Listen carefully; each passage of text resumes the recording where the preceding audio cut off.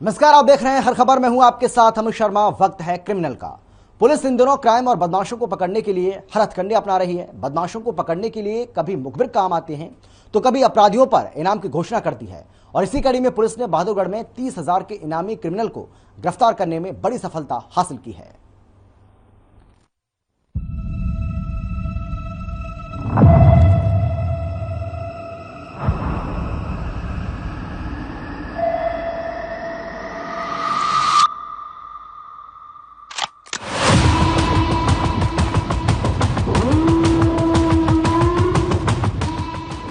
Bahadurgarh police की नाक में लंबे समय से दम करने वाले शार्प शूटर मोहित उर्फ विक्की को आखिरकार गिरफ्तार कर लिया गया है।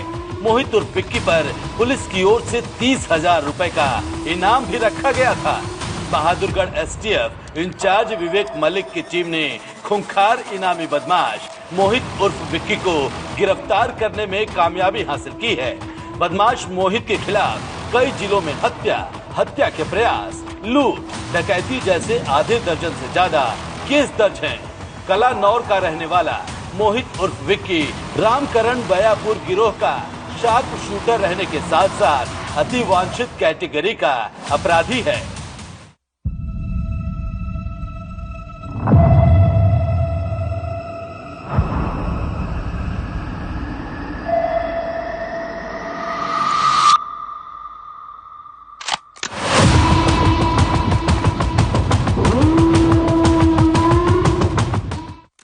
मिली जानकारी के मुताबिक शार्प शूटर मोहित उर्फ विक्की सिद्धू मूसेवाला हत्याकांड में भी शामिल रहा है।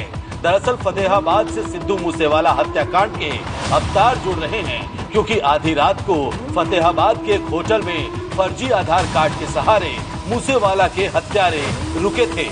तो वहीं प्रियव्रत, फौजी और अन्य शातिरों के साथ मिलकर आपराधिक वारदातों को अंजाम दे चुके हैं। वहीं लंबे समय से फरार चल रहे मोहित को एसटीएफ की टीम ने कड़ी मशक्कत के बाद सोनीपत से गिरफ्तार किया है।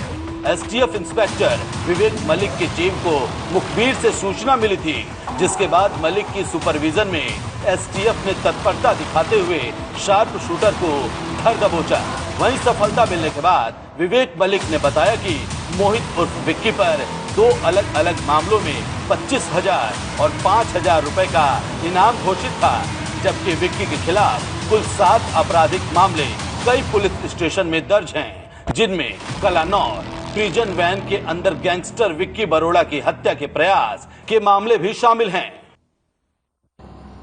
मोहित पुत्र करमवीर जो कलानौर का रहने वाला था, उसको कल एसटीएफ की टीम ने सोनीपत शहर से गिरफ्तार किया है। इस पर कितना इनाम था सर? इस पर अलग अलग मामलों में कुल 30,000 रुपये इनाम था। 25,000 रुपये जो पिछले साल मार्च महीने के अंदर सोनीपत का गैंगस्टर बिट्टू बरोड़ा है, उसके फादर की हत्या के मामले में 25,000 रुपये, वह उसी दिन बिट्टू बरोड़ा पर हमला करवाने, जानलेवा हमला करवाने की साजिश रचने के आरोप में 5,000 रुपये इस पर इनाम घोषित था। मोहित उर्फ विक्की 2017 में नामी बदमाश संदीप बडवासनी की हत्या में भी शामिल रहा है, और उस केस में जमानत पर बाहर आते ही संदीप बडवासनी की मौत के बाद उसकी गैंग को चला रहे अजय उर्फ बिट्टू बरोड़ा पर सोनीपत कोर्ट में पेशी के दौरान हरियाणा पुलिस के जवान पर जानलेवा हमला करवाने की साजिश में शामिल था, और उसी दिन बिट्टू के पिता की उसके घर गोलियों से भुनकर हत्या की वारदात को भी अंजाम दिया था। फिलहाल पुलिस अभी पूरे मामले में गहनता से जांच पड़ताल कर रही है। बहादुरगढ़ से योगेंद्र सैनी की रिपोर्ट।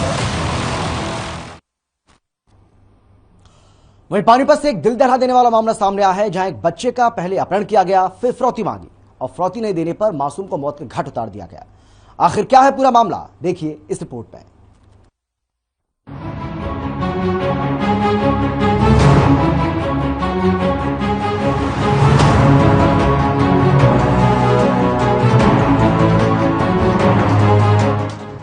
पहले बच्चे का किया अपहरण, फिर मांगी लाखों की फिरौती। फिरौती न देने पर ली मासूम की जान, पुलिस की गिरफ्त में हत्यारे।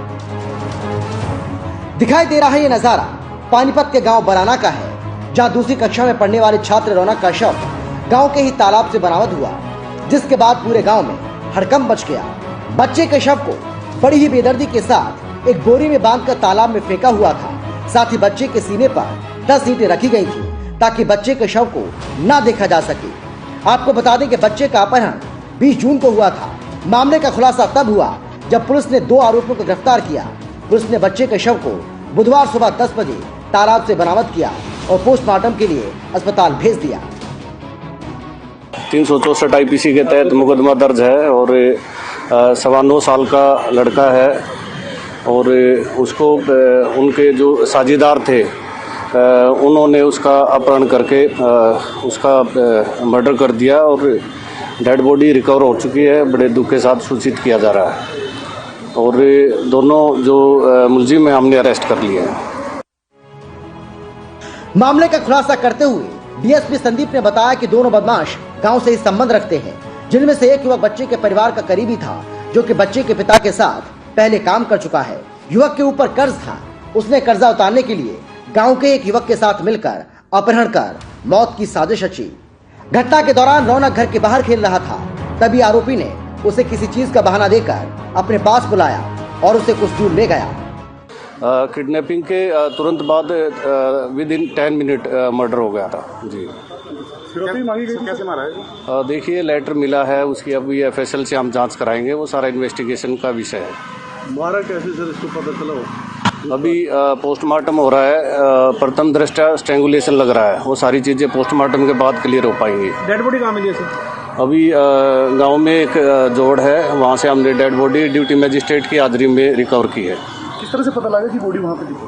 वो सारी जो अक्यूज है इनकी निशानदेही पे हमने डेड बॉडी रिकवर की है। कौन कौन अक्यूज है सर? अभी वो सारा इन्वेस्टिगेशन का विषय है, हम लोग वो चीज़ जल्दी डिस्क्लोज करेंगे। कितने आदमी फिलहाल हिरासत में लिए? अभी 2 लोग अरेस्ट किए हैं, गांव के ही हैं। ये रिश्तेदारी में भी बता रहे हैं, कोई एक रिश्तेदार भी था, गांव की रिश्तेदारी में पड़ता था और एक साझेदार बता रहे हैं ताऊ का। हाँ वो मैं बता चुका हूँ पहले ही जी। बच्चे के परिजनों ने बताया कि अपहरण करने वाले ने घर के बाहर एक पर्ची लिखकर फेंकी थी जिसमें लिखा था कि 15 लाख रुपए दे दो नहीं तो बच्चे को मारकर फेंक देंगे। रखा चला भाई, फोन आ गया भाई गांव में से बच्चा गायब हो गया। हमारे तो पड़ोस की बात है, घर की बात है, भाईचारा हमारा तो अपना आपस में। तो पर्चा लिख के घेर दिया उन्होंने, भाई अगर जो पुलिस से तना करी तो हम बच्चे ना मार देंगे, 15 लाख रुपए दे दियो, जो तना करी तो हम बच्चे ना मार देंगे। वही काम करा इन्हें, बच्चा मार दिया। बच्चा क्या कसूर था? मासूम की जान लेने वाले हत्यारे पुलिस की गिरफ्त में आ चुके हैं, यानी हत्यारों पर कानून का शिकंजा कस चुका है। अब आरोपियों को उनके किए की सजा भुगतनी होगी। ब्यूरो रिपोर्ट, हर खबर। बीते दिनों कैथल के गांव सीस मोड़ में एक किसान की कस्सी और गंडासी से हत्या का मामला सामने आया था। इस मामले में पुलिस की कार्यप्रणाली पर भी सवाल उठ रहे हैं। मृतक के परिजनों में इसे लेकर भारी आक्रोश देखने को मिल रहा है। देखिए ये रिपोर्ट।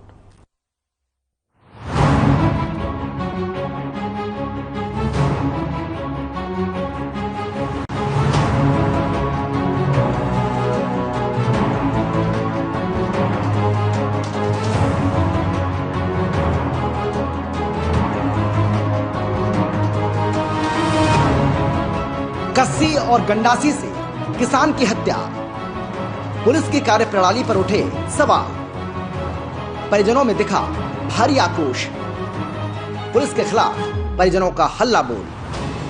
बीते दिनों कैथल के गांव सीसमोर में भीम नाम के व्यक्ति के खेत में निर्मम तरीके से हत्या हुई।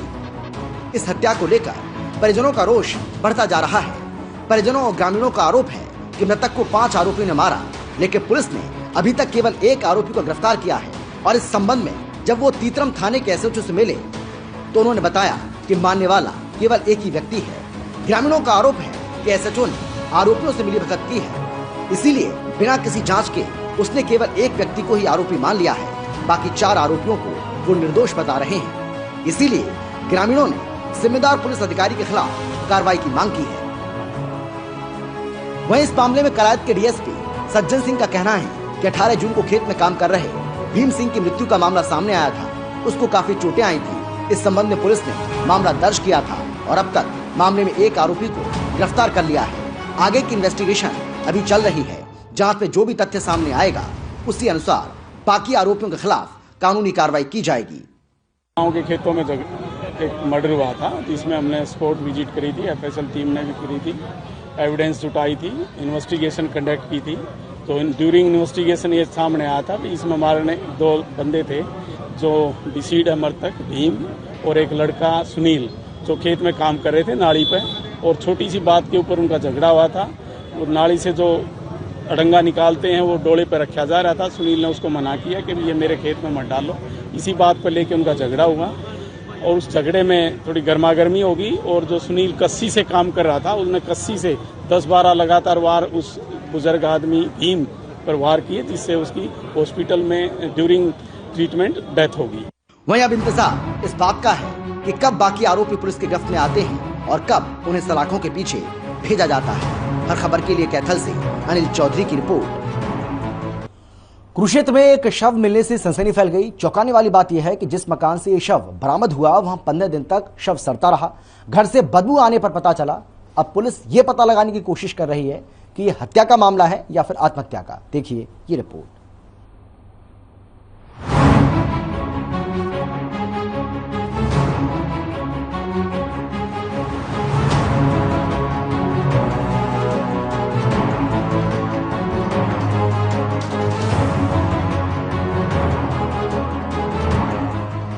शव मिलने से फैली सनसनी। 15 दिन तक सड़ता रहा शव। घर से बदबू आने पर चला पता, हत्या या फिर आत्महत्या। कुरुक्षेत्र से एक बेहद चौंकाने वाला मामला सामने आया है। यहाँ एक मकान से शव बरामद होने से सनसनी फैल गई। बताया जा रहा है कि जो शव बरामद हुआ वो 15 से 20 दिन पुराना है। इस शव के बारे में तब पता चला जब घर से बदबू आने लगी। पड़ोसियों को जब बदबू महसूस हुई तो उन्होंने इसकी सूचना स्थानीय पुलिस को दी। पुलिस की टीम ने मौके पर आकर जांच पड़ताल की और छत के रास्ते जाकर कमरे का दरवाजा तोड़कर स्थिति का जायजा लिया। शव की हालत इस कदर हो चुकी थी कि शव को पहचानना मुश्किल हो रहा था। यही हो रही थी, मकान बंद है, उसमें बदबू आ रही है जी। जब हम आए तो हमने ऊपर जाकर, दरवाजे बंद थे जी। तो ऊपर छत पे जाके दरवाजा तोड़ के अंदर गए तो जाकर देखा कि रसोई में एक बंदा 15-20 दिन से एक्सपायर हुआ पड़ा है, जिसकी से बदबू आ रही है जी। उससे मतलब खाल भी उसकी बिल्कुल काली पड़ चुकी है, बिल्कुल काला हुआ है जी। फिलहाल पुलिस ने मृतक के घर वालों को सूचना दे दी है। हालांकि मौत के कारणों का कुछ पता नहीं चल पाया है। पोस्टमार्टम रिपोर्ट आने के बाद ही स्थिति साफ हो पाएगी। कुरुक्षेत्र से हर खबर के लिए विनोद खुंगर की रिपोर्ट।